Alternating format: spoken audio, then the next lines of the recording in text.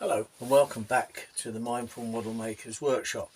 What I'm going to do tonight, I'm going to show you how I put this roof on this box cab loco. I've cut the plastic. You get a piece of plastic card, and I've measured a kind of a small overhang either side and an overhang each end. Not a great deal. Now obviously it's quite a difficult thing to do, so this is how I've worked it out. You get these four cross members that fit nicely. You can see they're shaped out on the ends, so they fit nicely onto there. So the plan is I'm going to space these out kind of evenly, and then I'm going to put super glue along each rib,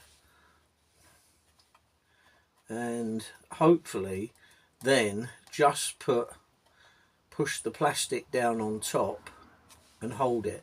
Now I'm not going to put the super glue right down to the ends, because obviously what will happen, it will stick on the actual cab. The roof will stick on, and I don't want that to happen. Now the reason I want the roof to come off is because obviously I want to put a loco remote unit inside this. I don't want it on the outside anyway. I want it on the inside, so I can just pop the roof off, do whatever, pop the roof back on and get her running. Because I mean, you've seen how well the other loco runs with the loco remote. It seems the battery seems to last forever. I can't seem to run it out, which I'm not complaining about. Right, so I've set them roughly across. You can see that, and one obviously fell off at the same time then, so we just tip that out.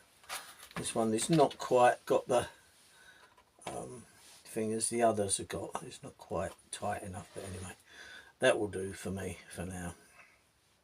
Right, bottle of super glue. I tend to go around places up where I live now in Lincolnshire. There's lots of these little cheap places, and this one was £2.25, and it's quite a good super glue. So right, what I'm going to do is pop a bit along. This is a thickish super glue, so it shouldn't soak in too quick, and I'm not going to go down too far, so I'm only going to go so far along. Don't fall in, please. You have to talk to it, make sure it doesn't fall in. But yeah, this is my little evening stint out in the workshop, which is always nice. Coming home from work, have a cup of tea, and then come out into the workshop for an hour or so. Depends, sometimes longer, because you get a bit carried away. And I always knock it down, because then it opens the air hole at the end, because if you don't and you've got no air in there, that will go hard. So that's that down in there. There's the plastic. This is it now. Now, how I'm going to do it is put that on, hold it, but then I'm going to feel the overhang and kind of guesstimate it by feel, because otherwise you've got to try and mark it all out and all the rest of it. And I can adjust it a little bit if it's not right. So I'm going to hold that on there now for a little while, and we'll see what happens. Now I didn't glue right down into the corners, because what I will do is once, if this works, I've never done it before, if this works, then what I will do is put the glue in on the ends, work with the roof off, let it all dry, and then we should be able to do what we need to do. So I think it feels relatively square, so I'm just going to hold it on there now. I can see where the ribs are, where I've got the glue on, and yeah, this is a lovely little kit actually for the money. I think they're just absolutely brilliant, and the other one runs so well. Like I say, it's always my test model. If I can get this done next month when I get paid, I will buy another loco remote unit to put in, and then we'll go from there, see how we get on. So that's what we need to do. I've been working on another project because I've got an old gauge 1 loco which my son got for me, which is really nice, and I've got this was on eBay. This is 45mm and 4-wheel drive unit, and I think this will take up to 9 volts, so I've got to put weight on that. So what I'm thinking of doing is building a little wagon to go behind to push it, because originally it was a little live steam, but there's so much of it's missing. I don't want to spend years building it back, but the loco's nice, and I don't want to lose the loco, so I think that I can make a wagon that goes behind. And the other thing is, if you then get other locos that have seen better days, but you've got a nice looking loco, what you could do is take all the bits out of it, get the wheels running freely, and have a radio controlled coach behind, which will make it go backwards and forwards. So that's the plan, which cuts down on a lot of work. Now, I haven't really got the bottle at the moment to take this roof off to see if it works, or whether it has worked. But I would imagine now that if the glue is going to set on that, it's done something. So now we're going to just gently try and ease this off. Some of it's stuck, some of it hasn't, so I'm just going to hold it a little bit longer.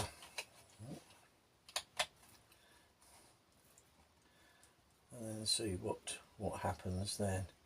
Because what I could do then is file the little bits that sit down in the roof later on, just a little tad, just to relieve it a bit. I wanted them tight this time so that they held in position. So, which I think they are mainly holding in the right place. I don't think my jig's not big enough. I built a jig for doing coach roofs a long time ago. For the coaches that I built, I've still got one more coach to build, actually a big one, which I think is an old IP engineering one, but it's quite nice. So anyway, I'm still going to hold that for a bit longer. While that's going there, I did a little bit of work on the 4-stroke engine last night. Somebody did comment on one of the videos that I made that I hadn't put the red round the cutaway. Well, I've put the first coat of the red on there now. I don't know if it shows up or not, I can't really see it, but it is on there, one coat. So I put a second coat on later to do that, and I've also cut a piece of wood for the base, and I've started actually doing the actual cylinder bit now, with all the fins on, the cooling fins that go on. So I've given that a coat of paint. So yeah, and I'm going to mount it on a piece of wood, which will need varnishing, staining and varnishing and all the rest of it. So that's a job that will be done at some point. Right, so